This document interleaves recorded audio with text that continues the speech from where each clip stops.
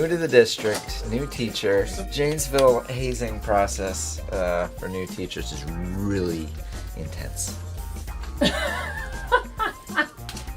And my advice to new teachers would be to literally watch where you step. On my very first day teaching, I was teaching second grade. It was the end of my very first day teaching, and I was pushing the television set back to its original position and looked where my foot was just a little too late and recognized a pile of what I thought was something left by a dog, but very quickly worked through the cognitive dissonance and recognized it was not at all left by a dog, if you know what I mean. So, good luck. I have a little story to tell about John Burkowski. We were walking down the hall and we both had had kind of a stressful day, and he reached down and there was a nut on the floor from a bolt and nut, and he took the nut off and he gave it to me and he said, "This is for you to remember that teaching can be nuts." And I've had it since then. It is still on my badge. Every day I look at it to remind me that some days teaching is nuts. My advice? Make sure you know the names of your students before the first day of school. What I did, I was taking attendance on my first day and I was looking for Jesus, but I should have said Jesus. Yep. Remember, it's all about the giggle. That mantra, "it's all about the giggle," will stay with me for the rest of my life.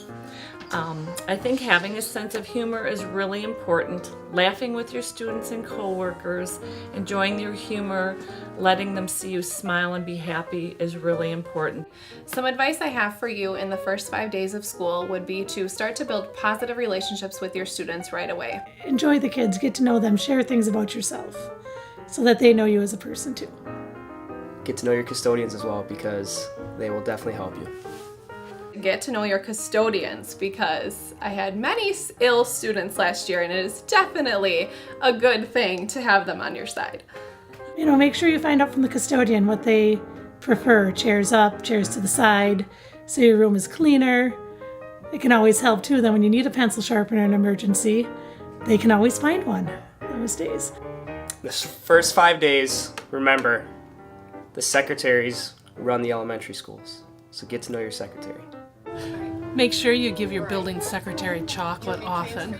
You know, find out from parents what they want to be called. Do they want first name? What's the best way to reach them? Do they like a cell phone? Do they want to share their cell phone number? Would they rather an email? Those kinds of things. Something that I really like first year and new teachers to remember is to be passionate about what you do. Remember that passion every day of the year and keep that enthusiasm alive. Also, when you go to another school and you're walking around, please make sure to wear your identification so that they don't have to ask you for a pass. I was teaching music and I was excited. I had a 5th grade class and the kids were putting some instruments away. And a child came up to me and said, "Where do I put the tambourine?" And I took my hand and I said, "Over there."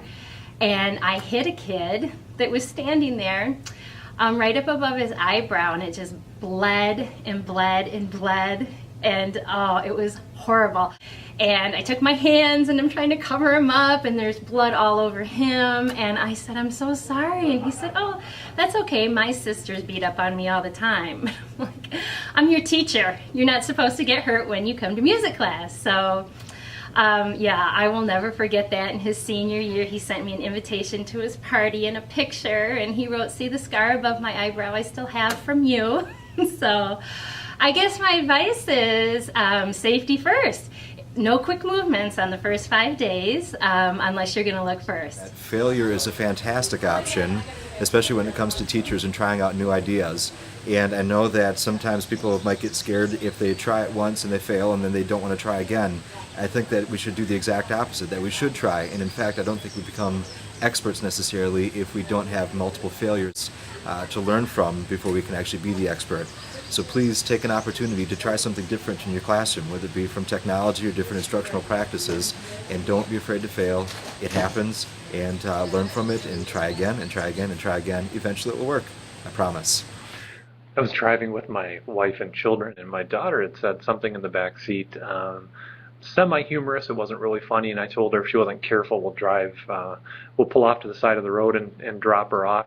She looked at me with a pretty straight face and she said, "Dad, there's laws against that." So I said, "Really? What law would that be?" And she turned to me and she said, "No Child Left Behind." Rock on.